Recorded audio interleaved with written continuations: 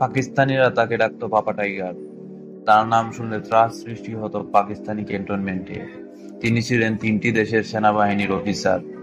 1942 সালে তৎকালীন ব্রিটিশ সাম্রাজ্যের ইতিহাসে সর্বকনিষ্ঠ মেজর ছিলেন তিনি। মাত্র 23 বছর বয়সে তিনি হয়েছিলেন একটি ব্যাটালিয়নের অধিনায়ক। একটি দেশের স্বাধীনতার পথে মুক্তিযুদ্ধে তিনি ছিলেন সশস্ত্র বাহিনীর প্রধান। একটি দেশকে স্বাধীনতা এনে দেয়ার রণাঙ্গনের অন্যতম মহারথী। তিনি মোহাম্মদ আতাউল গনি ওসমানী। তো বন্ধুরা, আজকে আমরা মোহাম্মদ আতাউল গনি ওসমানী সম্পর্কে জানব। ভিডিওটি ভালো লাগলে লাইক করবেন এবং চ্যানেলটি সাবস্ক্রাইব করে দিবেন।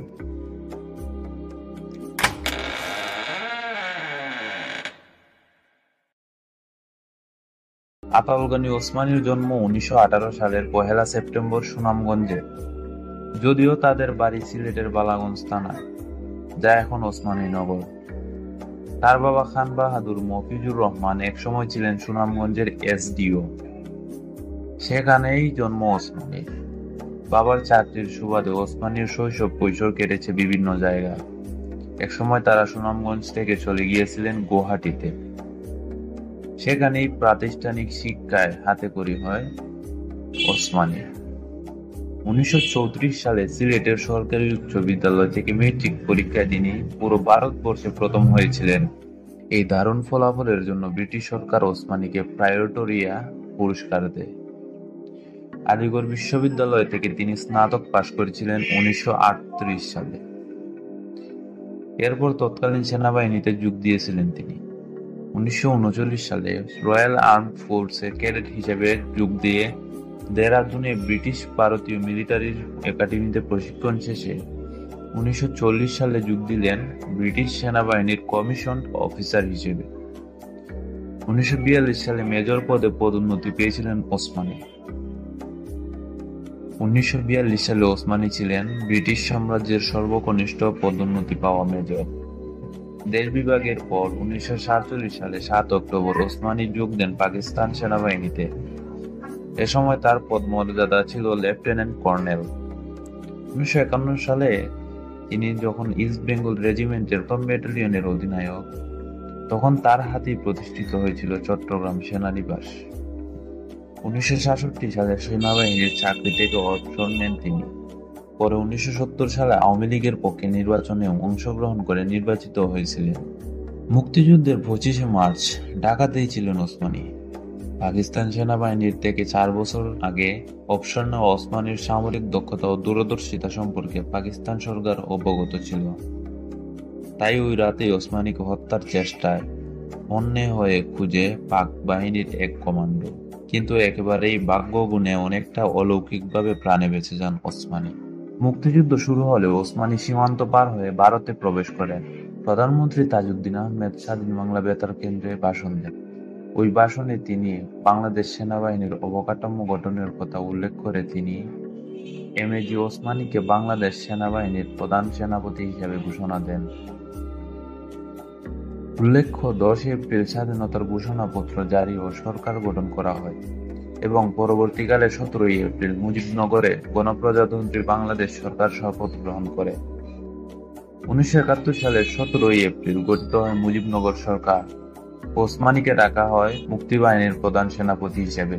এমএজি ওসমানীর নির্দেশনা অনুসারে সমগ্র বাংলাদেশকে 11টি সেক্টরে ভাগ করা হয়। প্রতিটি সেক্টরের সেক্টর কমান্ডার হিসেবে এক একজন সেনাবাহিনীর অফিসারকে নিয়োগ দেওয়া হয়। বিভিন্ন সেক্টর ও বাহিনীর মাঝে সমন্বয় করা, রাজনৈতিক নেতৃত্বের সাথে যোগাযোগ রাখা, অস্ত্রের যোগান নিশ্চিত করা, গেরিলা বাহিনীর প্রশিক্ষণের ব্যবস্থা করা প্রভৃতি কাজ সাফল্যের সাথে পালন করেন ওসমানী। 12 এপ্রিল থেকে এমএজি ওসমানী মন্ত্রীর সমমর্যাদায় বাংলাদেশ সেনাবাহিনীর প্রধান সেনাপতি হিসেবে যুদ্ধ পরিচালনার দায়িত্বভার গ্রহণ করেন। পাকিস্তানি সেনাবাহিনী ছিল দক্ষ এবং সংখ্যায় অনেক বেশি। এই বিবেচনায় ওসমানীর রণকৌশল ছিল প্রথমে শত্রুকে নিজেদের ছাউনিতে আটকে রাখা এবং তাদেরকে যোগাযোগের সবগুলো মাধ্যম থেকে বিচ্ছিন্ন করে রাখা। এজন্য এমএজি ওসমানী মে মাস পর্যন্ত নিয়মিত পদ্ধতিতে যুদ্ধ পরিচালনা করেন। মে মাসের পর তার মনে হয় প্রয়োজনের তুলনায় অনেক কম সংখ্যক সৈন্য নিয়ে শত্রুকে ছাউনিতে আটকে রাখা গেলেও ধ্বংস করা সম্ভব নয়। এ বিষয়টি তিনি সরকারকে জানিয়ে যুদ্ধে কৌশলগত পরিবর্তন আনেন। প্রাক্তন ইপিআর-এর বাঙালি সদস্য আনসার মুজাহেদ পুলিশ বাহিনী ও যুবকদের নিয়ে একটি গণবাহিনী বা গেরিলা বাহিনী গঠন করে মুক্তির সংগ্রামে। এমএজি ওসমানের হাতে কোনো নৌবাহিনী ছিল না, তবে নিয়মিত নৌবাহিনীর কিছু অফিসার এমএজি ওসমানীর সঙ্গে সার্বক্ষণিক যোগাযোগ রাখতেন। তাছাড়া ফ্রান্সের জলাভূমিতে থাকা পাকিস্তানের ডুবোজাহাজের কিছু সংখ্যক কর্মীও মুক্তিবাহিনীর সাথে নিয়মিত যোগাযোগ রাখতেন। কিছুদিন পরে এমএজি ওসমানী তাদের এবং কিছু সংখ্যক গেরিলা নিয়ে একটি নৌ কমান্ডো বাহিনী গঠন করেন। পোস্টের মাঝামাঝিতে তারা নদীপথে শত্রুর চলাচল প্রায় রুদ্ধ করে দেন। নৌবাহিনী গঠনের ফলে একটি বড় ধরনের সংকটের অবসান হলেও দেশ স্বাধীন হওয়ার আগে আগে আরও একটি সংকট এমএজি ওসমানী অনুভব করেন। সেটি হচ্ছে তার হাতে কোনো বিমান বাহিনী ছিল না। শেষের দিকে দুটি হেলিকপ্টার ও একটি ওটার আর তার নিজের চলাচলের জন্য একটি ডাক অটো নিয়ে ছোট্ট একটি বিমান গঠন করেছিলেন তিনি। একসময় সামরিক বাহিনীর কতিপয় অফিসার প্রশ্ন তুলেছিলেন, মুজিবনগরে বসে ওসমানীর পক্ষে এককভাবে যুদ্ধ পরিচালনা করা কতটুকু সম্ভব। সেক্টর কমান্ডাররা নিজ নিজ সেক্টরে নির্দেশ প্রদানের অবাধ ক্ষমতা দাবি করেন। এ ঘটনায় ওসমানী মানসিকভাবে আহত হয়ে 10 জুলাই প্রধানমন্ত্রী তাজউদ্দিন আহমেদের উপস্থিতিতে মুক্তিবাহিনীর প্রধান পদ থেকে পদত্যাগের ঘোষণা দেন। পরে তাকে বলা হয় পুরো ঘটনাটি একটি ভুল বোঝাবুঝি ছিল। সেক্টর কমান্ডার এবং প্রধানমন্ত্রীর অনুরোধে তিনি স্বপদে পুনর্বহাল থাকেন। পাকিস্তানি হানাদার বাহিনী 1971 সালে 16 ডিসেম্বর মুক্তিবাহিনী ও ভারতীয় সামরিক বাহিনীর যৌথ কমান্ডোর কাছে আত্মসমর্পণ করে বাংলাদেশ স্বাধীন হয়। এই আত্মসমর্পণ অনুষ্ঠানে মুক্তিবাহিনীর প্রধান সেনাপতি জেনারেল ওসমানী অনুপস্থিত ছিলেন। আত্মসমর্পণ অনুষ্ঠানে ভারতের পক্ষ থেকে উপস্থিত ছিলেন ভারতীয় সেনাবাহিনীর পূর্ব ফ্রন্টের অধিনায়ক লেফটেন্যান্ট জেনারেল জগৎজিৎ সিং আরোরা। অন্যদিকে পাকিস্তানের পক্ষে উপস্থিত ছিলেন পাকিস্তানের পূর্বাঞ্চলীয় সৈন্যবাহিনীর প্রধান লেফটেন্যান্ট জেনারেল কে নিয়াজি। এরা দুজনেই ছিলেন আঞ্চলিক প্রধান। অন্যদিকে ওসমানী ছিলেন বাংলাদেশ সেনাবাহিনীর প্রধান, তাই সেনাবাহিনীর প্রটোকল রক্ষার্থে তিনি সেনাবাহিনীর আঞ্চলিক প্রধানের সাথে কোনো অনুষ্ঠান উপস্থিত হতে পারেন না। এম.আর. আখতার মুকুল তার আমি বিজয় দেখেছি বইতে লিখেছিলেন, 1971 সালের 16 ডিসেম্বর দুপুর প্রায় 12টা নাগাদ কলকাতাস্থ থিয়েটার রোডে মুজিবনগর সরকারের অস্থায়ী সচিবালয়ে প্রধানমন্ত্রী তাজউদ্দিন আহমেদের কাছে খবর এসে পৌঁছালো, ঢাকায় হানাদার বাহিনী আত্মসমর্পণ করতে সম্মত হয়েছে। আজ বিকেলে ঢাকায় আনুষ্ঠানিকভাবে আত্মসমর্পণ হবে। মুজিবনগর সরকারের পক্ষ থেকে এই অনুষ্ঠানে প্রতিনিধিত্ব করার জন্য উচ্চপদস্থ কাউকে উপস্থিত থাকতে হবে। প্রধানমন্ত্রী তাজউদ্দিনকে তখন কিছুটা চিন্তিত দেখাচ্ছিল। প্রধানমন্ত্রী জেনারেল ওসমানীকে দেখে আনন্দে একরকম চিৎকার করে উঠলেন, সিএনসি সাহেব, ঢাকায় সর্বশেষ খবর শুনেছেন বোধহয়। এখন তো আত্মসমর্পণের তোড়জোড় চলছে। প্রধানমন্ত্রী বাকি কথাগুলো শেষ করতে পারলেন না। ওসমানী তাকে করিডোরে আরেক কোনায় একান্তে নিয়ে গেলেন। দুজনের মধ্যে মিনিট কয়েক কি কথাবার্তা হলো আমরা তা শুনতে পেলাম না। ওসমানীর সাহেবের শেষ কথাটুকু আমরা শুনতে পেলাম, no prime minister, my life is very precious, I can go. এম.এন.এ.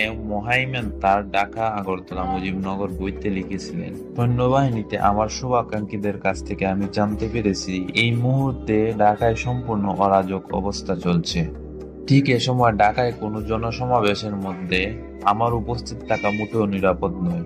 জনতার ভিড়ের মধ্যে মুজিব বাহিনীর লোকেরা যে কোনো মুহূর্তে আমাকে গুলি করে হত্যা করে ফেলতে পারে, কিন্তু দোষ চাপিয়ে দিতে পারে আলবদর আল শামসের ঘাড়ে এবং লোকেরাও সেটা বিশ্বাস করবে। তাই আমার শুভাকাঙ্ক্ষীরা বলেছে ঢাকার অবস্থা মোটামুটি আয়ত্তে আসলে তারা আমাকে জানাবে এবং আমি আশা করি 2-1 দিনের মধ্যে আমি যেতে পারবো।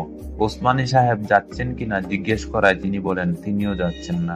অন্যদিকে ওসমানীর পিআর নজরুল ইসলাম বলেন, ঢাকায় আত্মসমর্পণ অনুষ্ঠানে মুজিবনগর সরকারের পক্ষ থেকে কে উপস্থিত থাকবেন এ নিয়ে যখন নানা গুজব ও কানাঘুষা চলছিল, সে সময় জেনারেল ওসমানী কলকাতায় অনুপস্থিত। তিনি কোথায় গেছেন বা কোথায় ছিলেন তা কেউ ভালো করে জানেও না, এমনকি আমিও জানি না। তার দপ্তরের কোনো সামরিক কর্মকর্তা এ সম্পর্কে মুখ খুলছেন না। আত্মসমর্পণ অনুষ্ঠানের দুদিন পর জেনারেল মুজিবনগর সদর দপ্তরে ফিরে আসেন। তাকে আত্মসমর্পণ অনুষ্ঠানে অনুপস্থিত থাকার কারণে জিজ্ঞাসা করা হলে তিনি বলেন, দেখুন, আমি স্বাধীনতা অর্জন করতে যাচ্ছি, কিন্তু দুঃখ হলো স্বাধীন জাতি হিসেবে আমাদের মধ্যে আত্মমর্যাদা বোধ সম্পর্কে কোনো চেতনা এখনো জন্ম হয়নি। ঢাকায় আত্মসমর্পণের অনুষ্ঠানে আমার যাওয়ার কোনো প্রশ্নই ওঠে না, কারণ এই সশস্ত্র যুদ্ধ ভারত বাংলাদেশের যৌথ কমান্ডের অধীনে হলেও যুদ্ধের অপারেটিং পার্টির পুরো কমান্ডে ছিলেন ভারতীয় সেনাপ্রধান লেফটেন্যান্ট জেনারেল শ্যাম মানেকশ। আত্মসমর্পণ অনুষ্ঠানে জেনারেল মানেকশকে রিপ্রেজেন্ট করবেন লেফটেন্যান্ট জেনারেল অরোরা। আত্মসমর্পণ অনুষ্ঠানে মানেকশ গেলে আমার যাওয়ার প্রশ্ন উঠত। সার্বভৌম ক্ষমতার ভিত্তিতে আমার অবস্থান জেনারেল মানেকশের সমান। সেখানে মানেকশের অধীনস্থ আঞ্চলিক বাহিনীর প্রধান জেনারেল অরোরা সফর সঙ্গী আমি হতে পারি না। এটা কোনো দেমাগের কথা নয়, এটা প্রোটোকলের ব্যাপার। আমি দুঃখিত আমাকে অবমূল্যায়ন করা হয়েছে। আমাদের মধ্যে আত্মমর্যাদার বড় অভাব। ব্রিটিশ গণতন্ত্রকে মডেল হিসেবে মনে করতেন ওসমানী। রাজনৈতিক সততা, কপটতার দ্বার কাছেও তার অবস্থান ছিল না। চিরকুমারও ছিলেন ওসমানী। শেষ জীবনে মেঝেতে চাদর বিছিয়ে ঘুমাতেন।